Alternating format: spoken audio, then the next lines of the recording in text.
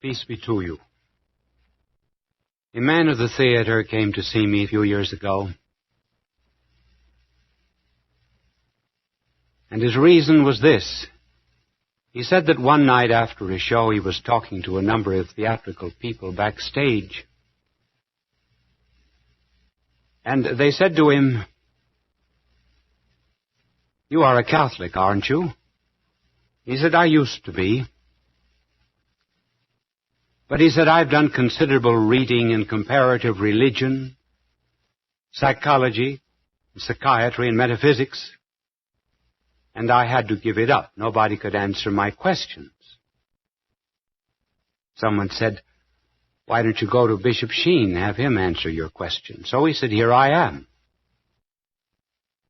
And I have a number of questions I would like to put to you."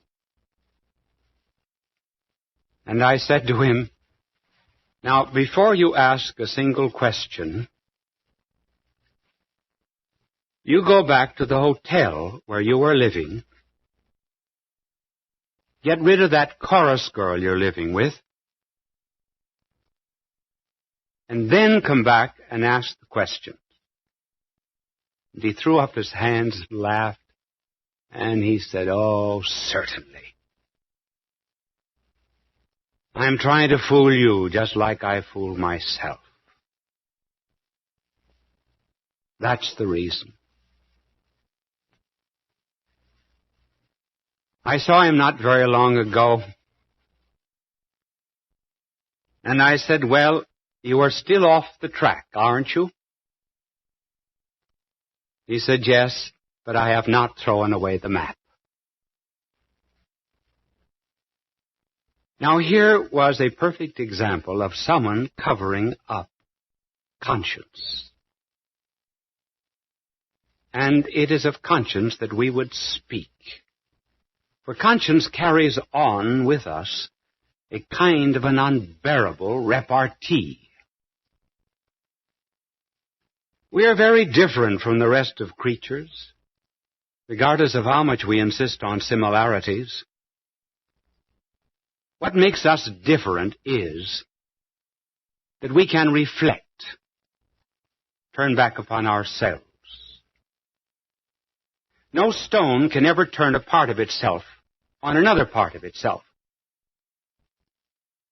No page of a book can so completely be absorbed in another page of the book that it understands that page.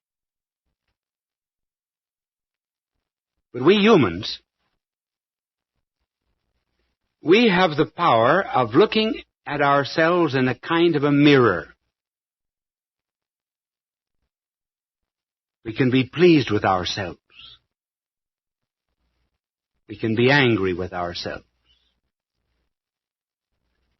And so it is possible for us to have tensions of all kinds which do not happen to animals. You will never in your life see a rooster with an Oedipus complex. You will never see a pig with an Oedipus complex. No animal ever has a complex. Scientists have induced ulcers, indeed in some animals, but they were introduced by humans. The animal left to itself, however, never feels this tension. We do. We feel a tension between what we are and what we ought to be. Between the ideal and the fact. We are somewhat like a mountain climber. We see the peak way up at the top, to which we're climbing, and which we hope to attain. And down below, we see the abyss, into which at any time we might fall. Now, why is it that conscience does trouble us this particular way? when it does not trouble the rest of creatures? Why is it we try to escape it?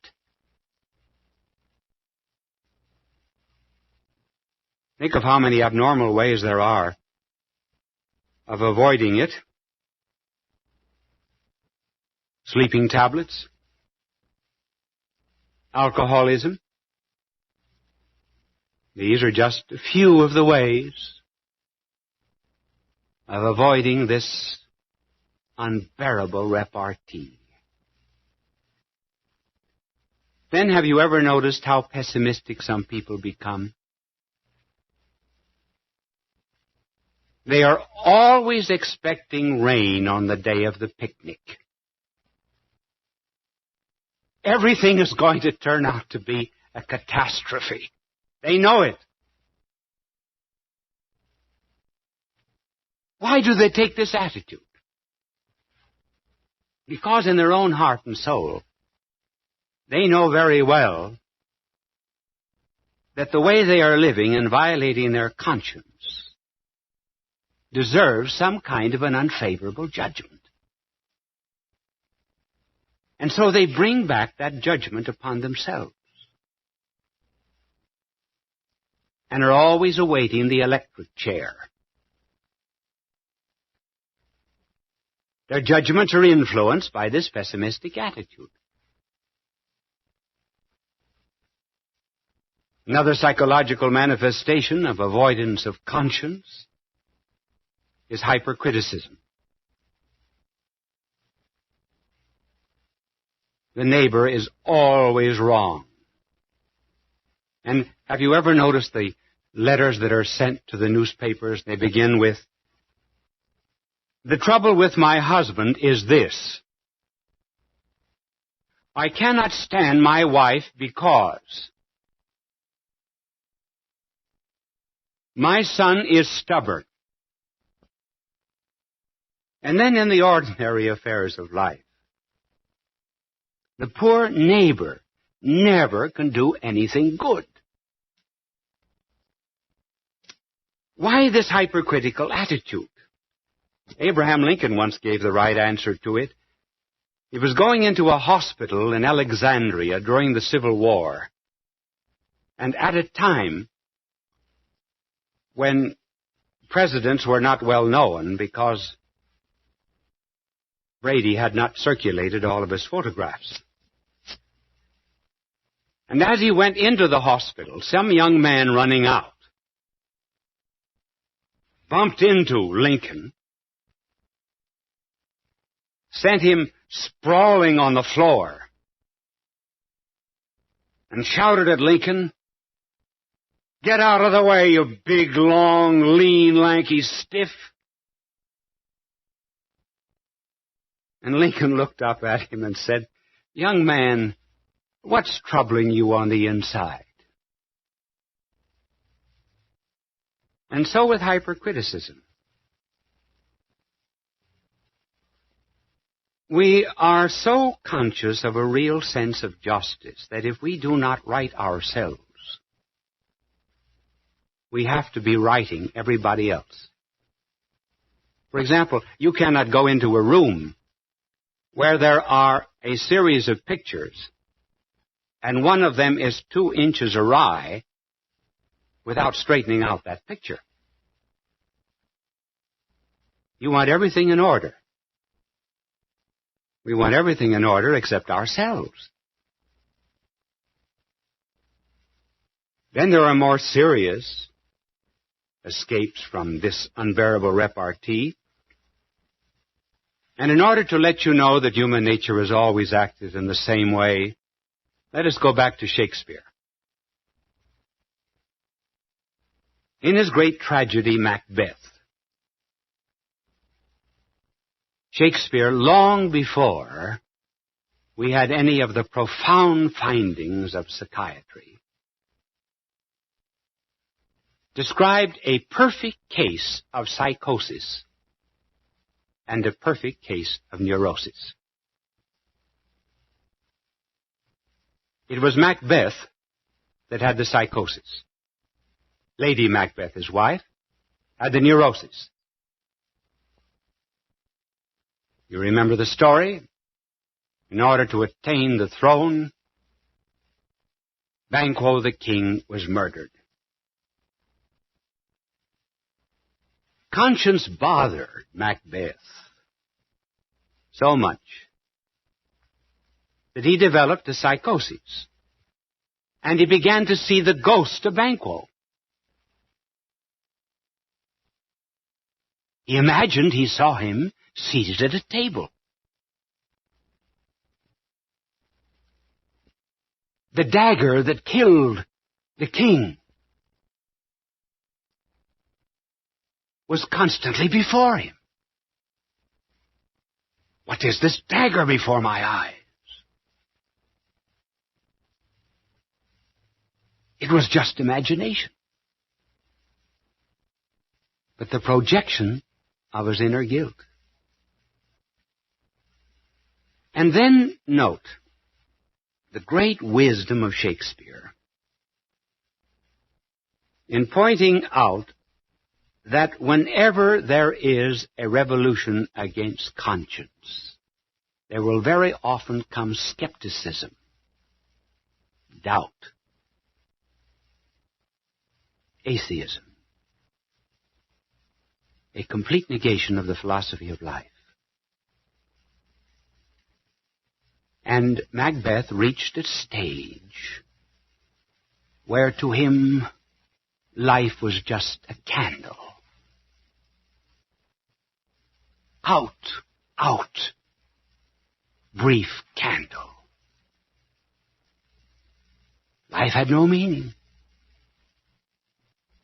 And so the petty pace creeps on from day to day.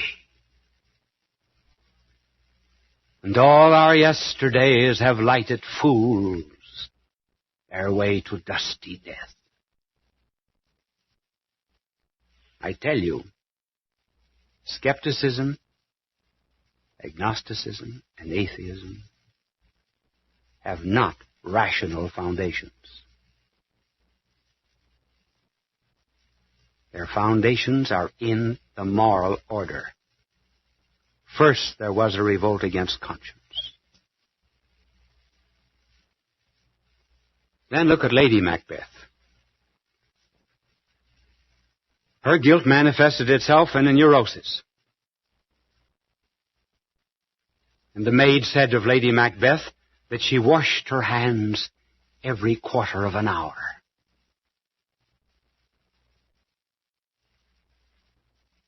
There was a sense of guilt in her which she had completely negated. And instead of washing her soul, as she knows she should have done, she projected it to her hands. And her hands were always smeared with blood, it seemed.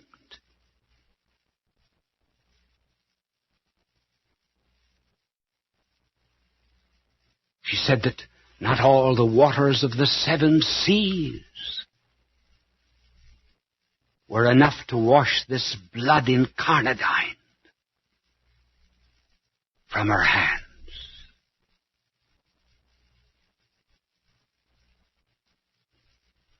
Guilt will out. And one can see it when one knows souls well, so very easily. I was once instructing a young woman, and she had finished on tape and on records, not these, but others which I had made before. She had finished about 15 hours. And after the first instruction on confession, she said to my secretary, "I'm finished. No more lessons. I do not want to hear anything about the Catholic Church from now on." My secretary phoned me, and I said, "Ask her to finish the other 3 on the subject of confession, and then I will see her." I saw her at the end of the 3, and she was in a veritable crisis. She was screaming, shrieking, "Let me out of here! Let me out of here! I never want to hear anything again about the church after hearing this talk on confession." Well, it took about 5 minutes to calm her down, and I said, "Listen, my good girl, there is absolutely no proportion between what you have heard and the way you are acting.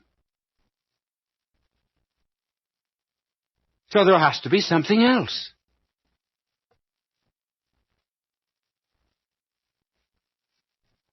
Do you know what I think is wrong? I think you've had an abortion. She said, "Yes." So happy that it was out. Now see how that bad conscience came out? An attack upon confession, the truths of faith. That was not the problem.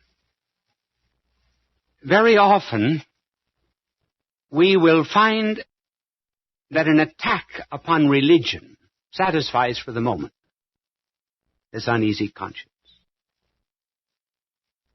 Now, what does this conscience mean? What significance has it for us?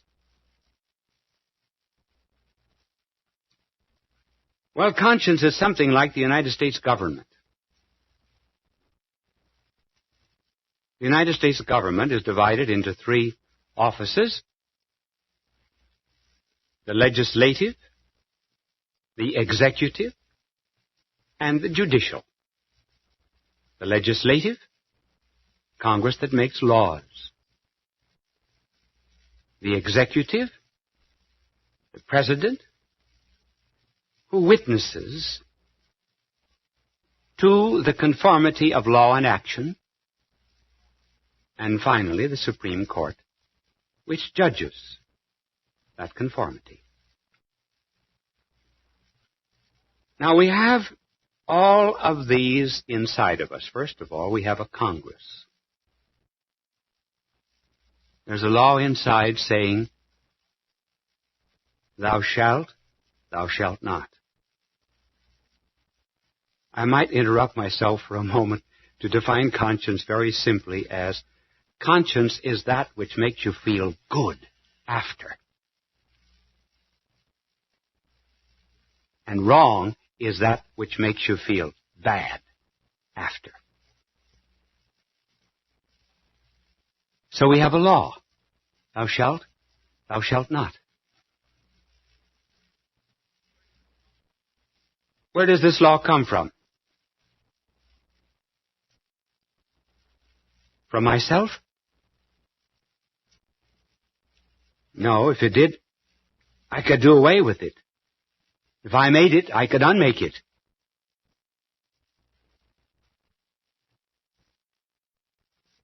Does it come from society? It does not, because sometimes conscience praises me when society condemns me. And sometimes conscience will condemn me when society praises me.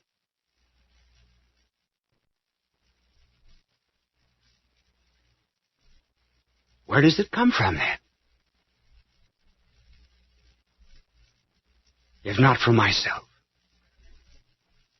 Where then does the executive side of conscience come from? It too judges whether or not I have obeyed that law. It says, I was there. I saw you. And though others will say, oh, pay no attention to it, one knows very well that one must. And one also knows the motives that inspired the act. And finally, it judges us. And if, therefore, it praises us for certain actions, and we feel somewhat the same happiness and joy that we would from being praised by a father or mother,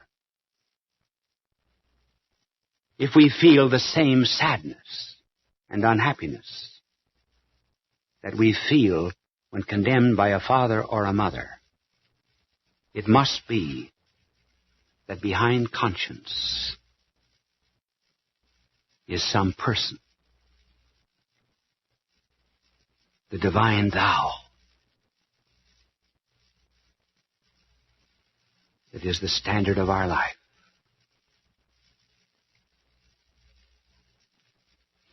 Most of the mental problems from which people suffer today is due to a mental revolt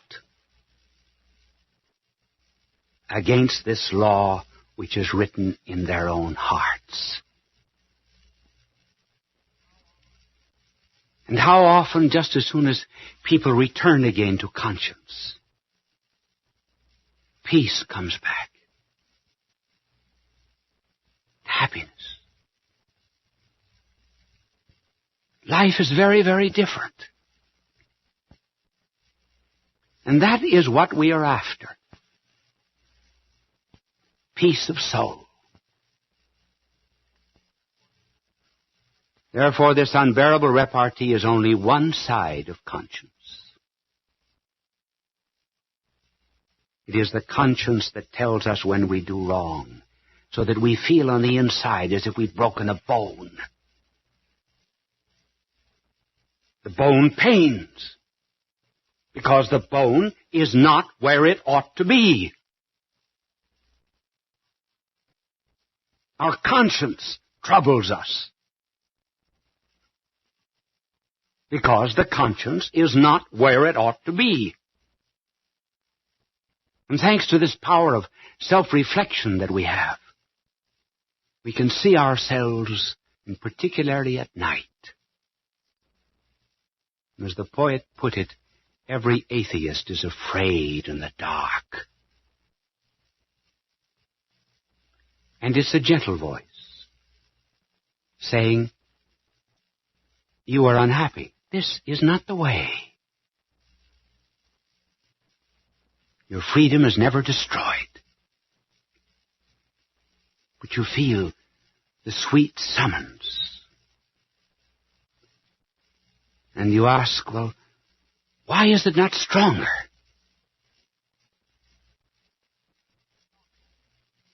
It's strong enough if we would listen. And God respects our freedom that He gave us. You perhaps may have seen a painting of Holman Hunt. It is a picture of our blessed Lord standing at an ivy-covered door, a lantern in His hand, and knocking. Holman Hunt was very much criticized for that painting. And the critics said there was no latch on the outside of the door.